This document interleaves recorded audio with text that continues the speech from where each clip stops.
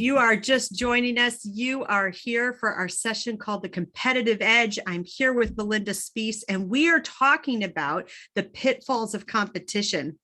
So comparison, when I think about that, if you are somebody who is excelling, then that comparison leads you to think more highly of yourself than you ought to. I was watching a presentation by Michael Hyatt, and he was stepping out of a company that he has run for a number of years. And someone asked him, if you could give one word of wisdom to yourself as a young person, what would it be? And his response was, and he didn't even hesitate, it's just immediate. He said, "You're not as smart as you think you are, but you have more potential than you possibly realize." And I love that idea. So we want our students not to get so wrapped up in this competition that they start thinking too highly of themselves and they just get puffed up with pride. But talk to me about the other end of the spectrum. What happens if you're not winning in a competition? What does that look like? Well, if you're not winning, then you can think less of yourself, as if somehow your worth is based on this thing, like you said, which may be rewarded with plastic medals or a certificate. You think less of yourself, that somehow this defines you, or this has to do with your character or your future, or whether others like you. You know, it can go pretty deep. And of course, we don't want that either, to go where it's somehow wrapped up with your identity, when it's just in itself, the competition in itself. One thing that's interesting to think about our current generation, people in competitions are not the only ones comparing themselves. Right. So I watch Facebook, I watch social media, I watch young people. Everybody is comparing themselves to each other's highlight reels. And you look and it's so easy to just get discouraged, right? Like, wow, I didn't eat that perfectly manicured meal that they made last night. My favorite is the food picture. I'm like, wow, I never realized that a food picture could make me feel so terrible as a mom and a wife. So we need to teach our kids how to deal with comparison. So even though it's a pitfall, competition does provide the opportunity for us to address that issue with our young people. Are there any other pitfalls that you see? I think something like putting it higher than it really is. We always try to encourage perspective. The competition, as much as you prepare for it, it's part of your life. It's part of your time as a teenager or as an elementary school or college student or an adult. It's part of it. And I think if it becomes too important, then that can be another pitfall. If you're excluding important things in order to participate in the competition, if you're letting other things fall by the wayside, or relationships, I think that's another potential of inflating it, giving it too much importance in your day-to-day life. Absolutely. I think too, I watch sometimes when we have competition, we have young people who they get jealous of the success that other people have. They want that for themselves. And there's a lot of danger there because they become discontent in their own world. Sometimes they really, really, really want to win. So they'll stretch that integrity just a little bit, just bend things because they want so badly to win. And that, of course, is when we make competition and the results of competition an idol. We're chasing so hard after it that we've forgotten what the actual purpose is. So we have to reframe our thinking. Right? We recognize the pitfalls. We have to reframe our thinking about competition. So is competition biblical? Does the Bible have anything to say about competition? So this is a great question, Amy Joy. And I think that as Christians, we're trying to run everything we do through Scripture, through God's truth, through what we see in the Bible. And we actually see some references in Scripture. One we can think of is the parable of the talents in Matthew 25, the parable of the minas, which is similar in Luke 19, where the different workers are given different amounts. They work on different levels, or they have different gifts, and they're able to return. And some are rewarded with greater gifts, cities, more money based on how well they did. And so we see competition there. The parable of the hired workers in Matthew 20. And then I think we're probably all familiar with Paul comparing the Christian life to running a race. And so we say there must have been some races going on in Bible times. That's in 1 Corinthians 9. And he talks about the Christian life is like running a race, running it well, being rewarded at the end of the race. So we do Yes. see some images, examples, and some parables that seem to indicate that there is a biblical precedent for participating in competition. Right. And doing your very best, whatever that very best is. That's right. Again, all for the glory of God, not for the glory of myself, not to get that reward, but because I'm trying to bring God glory. So I do think there are a number of biblical principles that we should apply to competition. If we're going to reframe our thinking, we need to think through the lens of scripture. So talk to me about some biblical principles that you see that apply to competition. Okay. This is a great thing to think through, because when we're talking about activities for our kids, how important is it that they are founded on biblical principles? So if we think about competition, so one verse, and I think it's been quoted to me like 3 times during the tournament because it's something so on the foremost of our mind, and that's Proverbs 27:17. Iron sharpens iron, and one man sharpens another. So one thing that happens in competition is that we're rubbing up against each other, and we're refining each other, and maybe there's a little bit of conflict in that, but as a result, we're getting better, we're getting Yes. sharper. And sometimes sparks fly, right? When iron sharpens iron, maybe there's a little bit of chink chink there, which is okay. Yes. Another one, and this goes back to some of our pitfalls we talked about, Philippians 2:3. Do nothing from selfish ambition or conceit, but in humility count others more significant than yourself. So when you compete, like we've talked about, there's winning and losing, but in that, your motivation needs to not be selfish ambition Mhm. or conceit, like your own arrogance, puffing yourself up, but you need to count other people more significant, regardless of how they do in the competition, because we're made in the image of God and we're brothers and sisters. And so looking to others, not as this person does well in competition, they're better, or I want to be better so that everyone knows I'm more significant, right? Yes. That's very much counter to what we believe. Here's another one, Hebrews 10:24-25. Let us consider how to stir up one another to love and good works, and then not neglect meeting together, which we quote a lot when we talk about making sure we're attending the means of grace each week. But let us Yes. consider how to stir up one another to love and good works. So in Yes. competition, we want the whole boat to rise. We want to stir each other up to do better in what we're doing and in loving each other well and being good friends. And so part of competition, we talked earlier about striving, which has a sense of pulling apart, but we want to compete so that we're all doing better and loving each other well. Yes. And let me say one more, 1 Thessalonians 5:11, therefore encourage one another and build one another up just as you are doing. And there's so many opportunities, as you know, Amy Joy, in Yes. competition to build each other up, whether it's in the hallway, when we're in person at a tournament, whether it's before helping each other with the speeches, whether it's working, after announcements and breaks. There's so many opportunities to build each other up and to remind ourselves of these things that we're talking about, that we don't want to be selfish or we don't want to be conceited, that we want to stir each other up to love and good works. This is not our identity or our worth. This is something we're doing that has some wonderful outcomes to it. But in the end, we're just here to encourage each other as Christians in our Christian walk. And this is the way the Lord's given us to do it, through speech and debate and through competition. Absolutely. I want to go back to the definition you provided in the beginning. You talked about striving for a goal. And that takes us back to our mission, because I notice in our mission statement, it doesn't talk about that NCFCA exists so that people can win medals. Like there's nothing in the mission statement. So what is our goal? What are we striving for? Well, we are all on the same team. And what we're trying to do is use competition as a tool to sharpen and hone our skills so we can be effective ambassadors for Christ.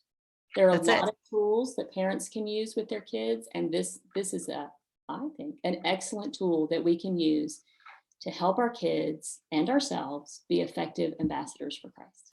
So in a lot of ways, but there was a young man that gave the devotion this morning, NCFCI alumnus, and he said that basically this is a preparation season, an opportunity for God to work in and through you to prepare you for what is to come. And we know that our students are not going to be here forever. At maximum, they're here for 6 years before God calls them into something else. But the preparation, the opportunity here for us to sharpen each other then helps all of us to go out into our respective fields, wherever that might be, and to be influencers for the kingdom of heaven. And that's the ultimate goal. We are ambassadors. We are trying to create relationships and connections. So let's go to the opposite end of the extreme. So we talk about this competition that just seems like, clawing to the top, trying to get to that, winning platform there. Is it possible to compete without giving into kind of that crazy, unloving attitude and that clawing to the top practice? Absolutely. But it's something that really requires guidance and commitment and believing in this mission that what we're doing is trying to sharpen and hone our skills to become effective ambassadors for Christ. And if you're always thinking of that, then, like you were saying, that sort of negative part can disappear. One verse that I love, and I always think of this before we head out to competitions, is Romans 12:15. And it says, rejoice with those who rejoice, weep with those who weep. And so if you are not giving in to a kind of unloving attitude or practices which might make you like you said, just kind of fudge a little or do this or that, then what you're going to do is when people do well, you're going to rejoice with them. You're not going to be upset with them and not love them or be jealous or, like we said earlier, covet what they have, but instead you're going to rejoice with them. And if people are disappointed, then you will weep with them, whether that's literally or a hug or saying, hey, you did great. It just worked out this way this time as far as competition goes. That's just the nature of it. But we're here to build each other up. And part of that is understanding where people are coming from and meeting them there. They're rejoicing, we're rejoicing. They're having a hard time, we're there with them. We do well and we're humble because we're like, it worked out for me this time. We didn't do well, we're gracious to everyone else. It did or didn't work out for me this time. And so it does though take some guidance and committed to what we're about and reminding yourself while we're here, why we are here. Right. So I'm just going to be real. Did your kids just naturally go to this? They just came out and they're like, we're so happy you beat us. No, there is, I have 3 competitors. And as any of you know, if you have any children and more than one, they're all different. And so each one, their response to this element is different. And as a parent, you're responding to that, you're rejoicing or weeping as it may go. And yeah, exactly. I do think over time, it's really neat for them to walk through both sides of that. There are going to be time where they have some unexpected victories that you just know are a gift from God. And it humbles them. It makes them realize, okay, I am so grateful for this opportunity. And then when you have other people who come alongside and rejoice with you, even though it may not have gone so well for them, there's a learning process where they're helping each other learn that. And then there are those times where it's devastating. You've poured your heart into it, or you've traveled 1,200 miles to go to a tournament, and there's that disappointment. But my son made a profound statement. He said, no matter how far you get in competition, there will be the moment of disappointment, either the moment where you're knocked out of competition or the moment where you realize that temporary victory is right on the cusp of the next challenge. And so I think it's important for our students to walk through both, to walk through the victories, to walk through the disappointments, and to realize that our hope is not found in either. Our hope is found in the Lord Jesus Christ, and we can anchor to that. He is the anchor for our soul. So that brings us to the point at hand. How is NCFCA competition different from other competitive opportunities? So let me read another verse, and I want to read Romans 12:2. Do not be conformed to this world, but be transformed by the renewal of your mind, that by testing you may discern what is the will of God, what is good and acceptable and perfect. And so it's different because we are an organization that cares deeply about biblical principles. And so all that we're doing, from committing up front to the way we do our clubs and our tournaments, the way we interact, what our speeches are about, all of that is we're trying not to be conformed to the world. And we're trying to be transformed by the renewal of our mind. And some of that comes through testing, and competition is a great way for that test. So you say, all of my identity and my worth is in Jesus Christ.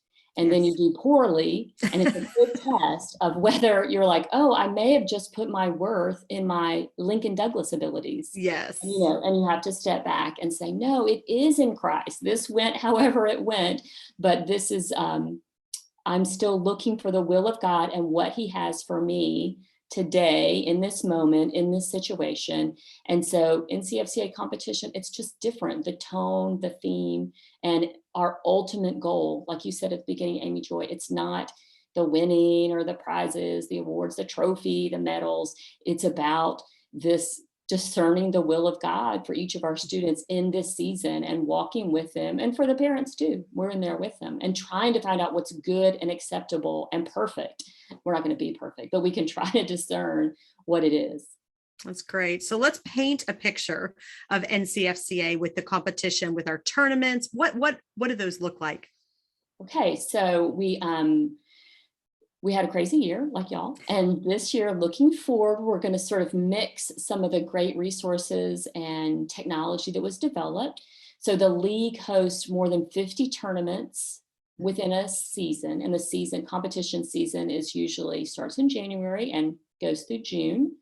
And some of those will be in person and some of those will be online. Yes. So for those of you who don't know, NCFCA is divided into 11 geographical regions. So each regions will have 3, we're thinking in-person tournaments, and those will be close enough to drive to, most of them. We have a couple of big regions. And then so regional qualifiers, and then national mixers, and that will be sort of a portion throughout the nation mixed together, and then a national open, which will be in North Carolina. And this is a favorite tournament that's been held for many years. It's in a beautiful kind of remote, in the sense that it's not in the middle of the city. And that's for everybody in the country to come to.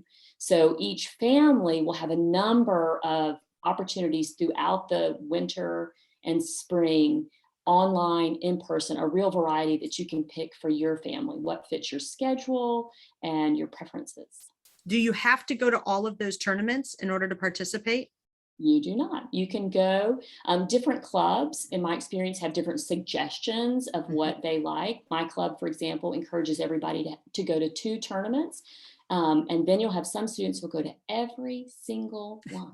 I had a son like that, and he came to us. He went to at that time we had multiple national opens, and he wanted to go to the other one. And I said, we've maxed out how much we are willing to pay for. And that child earned the money to board a plane and fly to another state. So yes, there are lots of opportunities, but I really do want you to know, when we started the very first year, we went to 1 tournament. We just said, we're going to just get our feet wet. We're going to check it out. It's a little contagious, because once you enter that tournament environment, there are so many amazing things that happen. So let's talk a little bit about that. When you actually go to a tournament, we're going to take a typical tournament, a 3-day tournament. So tell me what that's like. Okay, a typical tournament, and Amy Joy's right, completely contagious. So you do all your check-in online, and then you arrive on your first morning, and roughly the first 2 days are what we call preliminary rounds. And so every student competing in speech gives their speech 3 times to a panel of 3 judges. And every student competing in debate will get to debate 6 times. So every student has a very full schedule for the first 2 days. The rounds go back to back. Parents are working on staff or judging. There's a hangout space for the students between the rounds. And then we go on to what we call our out rounds. And those are students who do well enough to continue. And on the end of day 2 and all day 3, those we have what are called breaks, which breaking is a good thing.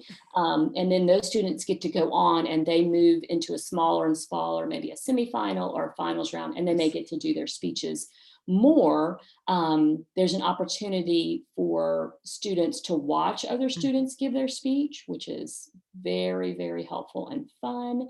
And then again, the social time, but you don't leave the building. So you bring everything with you. You bring all your food. I've heard Amy Joy tell some stories about her first tournaments, bringing some math to do during the tournament, which may have not actually been completed during because once you're there, you're on, and the days are full. And whether, like I said, you're giving speeches, debating, watching speeches, watching debate, working, they're really, really packed and lots of fun. And I do want to just explain that a little bit. So I had no idea really what I was walking into. And I realized very quickly that the tournament is a place for our kids to practice their communication skills. It's also a phenomenal opportunity for them to watch. So one of the questions that we get a lot, Melinda, is, are the tournaments grouped by age? So in other words, are all the 7th graders going to compete? Or all the 8th graders going to compete? What does that look like? Right. No, it's across the board. And so let's say, for example, you're competing in debate. You will have novice students and experienced students competing. And I don't want that to be intimidating if you're a parent of a new student, because actually, when my children were younger, some of their best debates were against experienced students because they know what they're doing and they're very gracious, and take these little newbies and kind of guide them through the process. Or you may go against someone whose ability level is very much like yours. And the same in the speech rooms. There's just a mix. So one reason we do 3 rounds of speech and 6 rounds of debate is so you can be with a lot of different kind of people, and your rooms are always different, and the order you go in is different. So you're getting a good mix. So you're going to be with different students each time.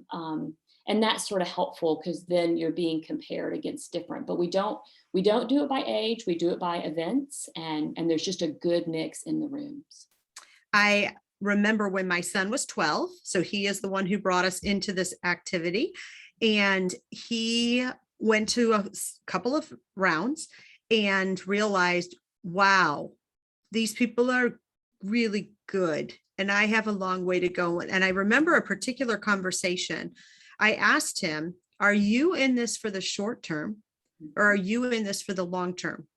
Because you really have to evaluate this. If you're in this for the short term, this is tough. You're debating against 19-year-olds. That's tough. If you're in this for the long term, you have the privilege and opportunity of 19-year-olds, say in policy debates, spending an hour and a half with you, modeling good conversation. And you have the opportunity to learn from them, implement it into what you're delivering in your debates, and walk right into another room and do that again. And so over time, you really see how this waterfall effect, how these older competitors pour into the younger competitors. It is phenomenal. I have another favorite story where I was judging a round, and I will tell you that one of the teams that was in this room went on to win the national championship. They were debating against 2 young ladies who could barely see over the platform. And Melinda, it was the most beautiful scene that I have ever watched. The one team would say, I think what you're trying to say is this, is that correct? And they'd go, yes. And I really do appreciate that aspect. Again, going back to, this is a Christian community. These are older kids. Another statement from our alumnus this morning: be a river, not a lake. Don't just be invested in, turn right around and invest that into someone else. And we see that. We see it playing out all the time. So fantastic question. That's why we don't divide by age. So let's keep going. Are these raindrops and lollipops and everything is easy peasy lemon squeezy at a tournament? What is it like? That's not been my experience, Amy. So I think it's fair to say that this is a refining experience in a safe place. Mm-hmm. So as parents and as homeschool parents, on the one hand, we really want to protect our children and we want everything to be rainbows and candy canes. But on the other hand, we need to get them ready to go. And I think tournaments, I love that all the parents are there. I was a high school teacher before I was a mom, and it's just you and 100 ninth graders, and that can be intimidating. But we're in this tournament experience. All the parents are there. Yes. We're watching out for each other, which is wonderful. But you've got this very intense social, academic, and personal experience when you come to a tournament, because all of these, academic, you're giving your speeches, you're debating these things you prepared for. Social, it's very rare that we're with 100 other kids for 3 days straight, so you're working out those kinds of things. And then just personal, how do I deal with some things? So let me say a little bit more. So one thing with this refining experience is preparation. So students learn to prepare for their speech event and for their debates, but they also learn how to pack a suitcase, how to manage details, because we've got great stories of like, if you don't have your tie and your name tag, I'm gonna have to drive back to the hotel and I'm going to be not very happy. So we got to get our things together. We have to have our APOL boxes. We have to have our TP boxes, our biblical binders, our biblical cloth. It'll be now. One thing we always joke about is, guys, you've got to remember to eat. Because mom's over here judging or working, you've got your rounds, our schedule's kind of funny. So it's like, let's all remember to eat. Also how to dress up. We do not school in our pajamas, and I'm sure you don't either. Well, after a tournament, but coming to a tournament, the students are in tournament attire, they're in ties, and this is just preparation for life. You need to remember how to prepare for the thing you're going to, bring all the stuff you're supposed to bring, and present yourself in the proper way. So another thing under this idea of refining is endurance. So the days are long and there's stress. We've been talking about competition, and you would like to do well, even though the outcome could go either way sometimes. And you have to learn how to bear that and work through disappointment and work through exhilaration. Like Amy Joy said, sometimes you expect one thing to happen and it's something different. And you just have to calm yourself and remind yourself of everything that's true. And sometimes you get a total shock. Your name is called. You were like, what event are they on? You're like, yes. Me? It's really fun to see. But you have to manage both of those things, and grace and humility in those. And then this other refining experience of just the fellowship of being with a lot of like-minded, really fun young people, spending time with them, sharing this neat common experience, making these great memories. They're praying for you. You see the kids praying in the hall for each other. They're cheering you on. At our regional championship, we had some students, and the whole room knew that they had come to regionals and what would happen next. And when their name was called as someone who got to nationals, the room exploded. Yes. And people ran up to hug them because they know each other and they know kind of where they are. And they knew that was a tremendous opportunity that they weren't expecting. And it was, mom crying, because it's just beautiful to see their connection and the way they know and love each other. And like I said, rejoice with people who rejoice. It's really, really beautiful to see. I just want to comment on that fellowship piece, because it is fantastic fellowship for our kids. I'm going to be real with you. It's really fantastic fellowship for me. I have met so many amazing, godly people who are in the trenches. So whether you are a parent or an educator, a school administrator, I just want you to know that the community of adults is also really vibrant, and we encourage each other, and we compare stories, and we give ideas for different situations. So I love this for my kids. I absolutely do. But it has been life changing for me as well. I've learned from so many beautiful people who have invested in me. And now I have the opportunity to pass that on and invest that in new folks who are joining the league as well. I do think that it expands their world. A lot of times our kids they're in their churches, or they're in their homeschool groups, or they're in their schools, and they're small fish in a big pond. And one of the very first things that my son said to me after our first tournament, he said, "Mom, did you know there were other Christians?" I'm like, "I did, son. I'm so glad that you got to meet some of them." And so these kids, when they are hanging out during the rounds, this is the other thing. This is an abnormal fellowship. This is not usual, right? Right. They're talking about things like predestination, or how do you think the Bible speaks to communism? Or like, you hear these conversations and you just do a double take thinking, where am I? Right. Because You this just keep is, walking. Like, I'm not going to insert myself. I'm just going to that's right. let them have it. Yes. So those relationships, alumni tell us this all the time. The competition prepared them. It's fantastic. We're grateful for it. The relationships we built were life-changing. And so that part for me is really exciting. I also want to just talk about this as a culminating experience. So it's a refining experience. Why do you describe it as a culminating experience? Yeah. So when I was an English teacher many years ago, it was always hard to get sort of authentic assessment. I felt like the kids, they could always find like a loophole or a little, and it was a frustrating thing. And what I feel like competing at a tournament is this great authentic assessment of the work you've done. I Mhm. think participating in a club is great, and you get great feedback, and you practice, and you are getting to know that group. I'm a club leader. I love club. But when you go to a tournament, here you are, and it's Yes. all coming together. It's memorized. You have on the right clothes. You have on your name tag. You're going at your time. You Mhm. get feedback from people you've never met, community judges, parents from different clubs in the region, a lot of different voices, and you're learning how to communicate to them, build a Mhm. bridge to this wider audience. So it's a great culminating experience. It's like a payoff for all the work you do through the fall and club. And I feel like, and I know Amy Joy feels this way too, you're standing in the refiner's fire. It's Yes. one thing to give it in front of the mirror. That's great.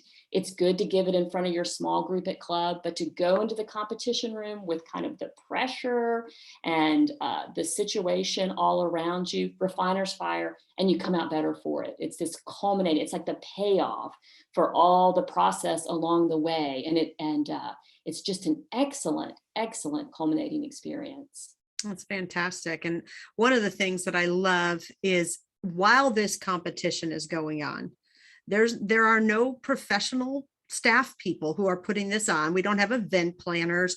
We have parents. We have volunteers, and we have our students. And so it provides this serving opportunity for the whole family to come together and work together. Tell me what that looks like in your region. Well, I I think it's easy to fall into a trap of being served. You know, going to a restaurant and being served, going to the bank, going here, there, sometimes in worship, but all all of life you want to be serving. And here is this awesome opportunity. Like Amy Joy said, we're not bringing in professionals or planners. It's just the moms and dads. Yes. And basically, people are pouring into our kids, and we want to pour into other people's kids and into the experience. We get so much from the league, so much support, materials, providing these opportunities. And from our region, it's true, from our clubs, and tournaments are just a great way to give back, whether you're judging or working on the staff. And y'all know that when you put, the more you put into something, the more you get out of it. And so Absolutely. here at the tournament, pouring into it, like Amy Joy said, whether it's the friendship or seeing the tournament run properly or how it works or all the moving pieces in the background, it's really exciting, but it's just a great way to serve. Like I said, especially in response to people serving your children and your family as a way to give back. And tournaments are an amazing way to do that, like club, but they're a really special opportunity to serve. It's fantastic. I am so grateful for this aspect. And I do think they get a front row seat to watch God work. So I was thinking about one tournament in particular where we just didn't have a lot of community judges. So we were going out into the community, we were telling them about what we were doing and inviting them to come. And we're about 2 weeks before the tournament. And Melinda, I think we had 14 judge slots. Okay. So we went into a church service, my children dressed up in their tournament attire, all the way down to my 6-year-old, who, by the way, looked absolutely adorable in his suit. And so here he is, he's 6 years old, and he is walking up to complete and total strangers and saying, please, will you come help us at our tournament? And of course, they're watching him and they think he's adorable. He brought in far more judges than the rest of us combined. But my children got to see God show up, because from that moment to the tournament 2 weeks later, we had over 250 individuals come forward to help us. One stopped by on his lunch hour and said, I heard about this thing from so-and-so at my workplace. Can I judge around? And he Yeah. did. And then afterward, he handed his card to our judge coordinator and he said, please call me anytime. I will drive to anywhere in the state to hear these competitors compete. And it turned out that he was the CEO of the area hospital who came by on his lunch hour. So it's a neat opportunity, not only for our kids to serve, but then also to realize that unless the Lord builds the house, we labor in vain. And so we ask the Lord of the harvest to provide, and he always, always does. It's a great opportunity. So I do want to encourage you, if you're watching with us today and you have specific questions that you would like us to answer, please feel free to put those in the chat box. And if you feel bold and courageous and confident, go ahead and turn your camera and mic on. We'd love to talk to you just like we were sitting in my kitchen drinking coffee. So I want to talk. Oh, Katie. Hi, Hi, Katie. Katie. How are you? Katie is our dear friend. Very well. I'm sorry. I've been working and for the tournament. So I've missed this. So this is the first one I've gotten to jump on. And I'm so glad you're here. We were just talking about the importance of serving, Katie. So we think working at the tournament is good. Oh, I loved it. Loved it. Me too. I have made some of my very best friends in NCFCA through the different teams that I've I've served on. Indeed. Indeed. Well, we're going to talk just a little bit about benefits for your own specific children. So Katie, do you mind just sharing what are some of the specific benefits that you have seen in your children? Oh, Amy Joy, that's a hard question because there are so many. I'm not even going to speak to the academic benefits. This is hard. Like doing NCFCA is hard, not even academically, but just living life right alongside people and friends, and my children responding to other adults. Yes. Responding to me in a different way. I mean, there's just so many opportunities for growth, for discipline in our lives, spiritual growth. Like we've just had lots of opportunities. This is what I love, sitting with my kids after club or maybe after a tournament, and maybe something didn't go well and somebody's crying or, difficult friend things. Yes. And then just these opportunities to walk through and hold their hand and use God's word to say, well, how will we deal with that? And then we always come out of it better, and our friend group is stronger, our relationship is stronger. I mean, it truly is. NCFCA is like a tool to grow in so many ways. So, I mean, I could give you specifics, but there's so many, but that's what I love. And then I also love seeing my kids responding to other adults, like having communication with other adults. And they've learned how to look people in the eye and how to be respectful, how to listen, how to be respectful even if they don't agree. There, that part of it is pretty neat to see as well. Yeah. That's And I'll add to great. Thank you, Katie. Melinda, do you have thoughts on that? Katie's professional. Yeah, I was just going to add to it, taking criticism, to the list that Katie just gave, because, from your mom, she gives you some and you know how to accept that. But from an adult that you respect and is not your mom, I mean, what a life skill. How many adults are not good at taking criticism? And that's what we do each week in club. And that's part of what you do at a tournament with the feedback, is you're getting encouragement and you're getting criticism, ways to improve. And the kids really learn how to accept it, maybe filter some of it, and then apply it, because we've come to get the feedback and there it is. So when Katie gave her list, I'm like, that's an excellent benefit that they've had, just as a life skill. Mhm. I know for my family, it made sense for us that our first son wanted to do this. He came out with full legal arguments for why he needed to touch the stereo when he was 2. He would narrate whole Bible stories. So communication was his thing. But I have other kids who are tremendous introverts, the absolute polar opposite of him. And I can remember one tournament in particular, I was serving and I looked up and realized I had no idea where my daughter was. And so I'm trying to find my daughter and I go to the student hangout room and there are all these kids. And here is my daughter tucked away in the little nook and cranny in the corner reading a book. And now to fast forward, and what she will tell you is, I'm still an introvert. I still get recharged by spending time in solitude and alone with the Lord. But I'm a confident introvert. And when God gives me an opportunity to speak, I have something to say because I know what I believe and I'm able to articulate that. And so I love that aspect as well. We're not trying to make every single student that comes into the NCFCA a policymaker or an attorney or an actor on the stage. We are trying to develop real life skills that give them the tools they need to be able to speak truth wherever God puts them. And so I want to encourage you, if you do have students who you're thinking, boy, I don't think they're going to enjoy this. Every time we host an event, every time we will run a poll for the students. How many of you are here because mom made you do it? 75% of the kids are going to say that is the case. So kudos to you, moms, because the cool part is a lot of those kids stick. And once they get into this, they stay and they end up loving it. And it's fantastic. Sometimes they just need that gracious nudge from a parent who says, we're going to do this because honestly, it's good for us. And we're going to develop these skills regardless of the competition aspect of it.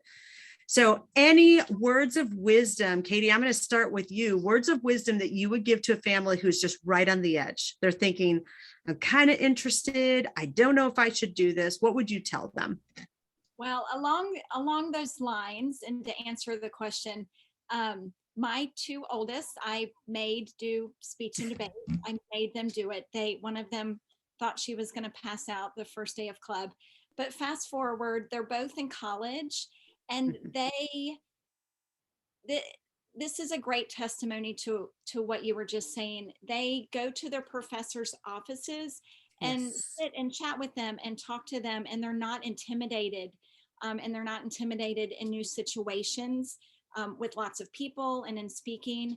And that is golden right there. I mean, with the foundation of the Lord and these tools that they've been taught, it is hard work. And they'll tell you it was hard and they didn't love it their first year. Now they did grow to love it and they're so happy they did it. But they have these tools that will go with them for the rest of their lives. Yes. And these are things that I never learned. And they'll tell you they're in college, but they'll tell you, yeah, I mean, it's just so valuable, the tools that they've learned. And these tools were given to them through the foundation of Christ.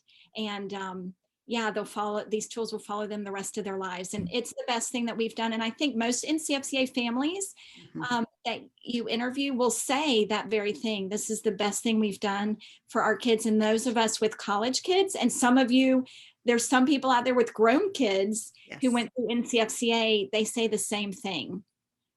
Absolutely. Linda, what Well, word of encouragement would you give to somebody who's just getting started? yeah, I would say take baby steps. We've given you a lot of ideas um, and some biblical principles and some possible pitfalls and some of the joys of it. But I would encourage you to take baby steps to find the club or start with your own family or with one other family. Take some baby steps now and through the summer, through the fall, prepare, and then say, guys, let's go to one tournament. Let's do it. Let's see what we can do. After our first year, I was like, Speech Kids, we're going to all the tournaments. You're doing 5 speeches, which is the maximum, and debate. Like, we're in. Let's go. Get in the car with your stuff. And I think you'll find the same thing. We'll start with some baby steps. We'll stick our toes in the water, but let's commit to just going once and figure out what these guys are talking about. And I think that you'll find as much as it stretches you is as much as you'll enjoy it. And like Amy Joy said, it's just contagious. But just say, well, we need to start now and get some things ready. Put ourselves in that refiner's fire and have, like we've all said, some amazing friendships, some Yes. amazing experiences, to be under a lot of pressure and come through it. Don't you want that for your kids? Don't you want them when they're facing real pressures, not the pressure of their open judge, for Yes. them to be ready, for them to be able to face disappointment? We had some disappointments this week, and you're like, hey, this is it. What a great safe training ground for disappointments, for joys. And but yeah, I would say take some baby steps and get started. You'll love it. Fantastic. Well, ladies, thank you so much. Katie, I'm so glad that you got to hop on here with us. It's always great to chat with you. I do want to encourage you that we have another session coming up here at 2 p.m.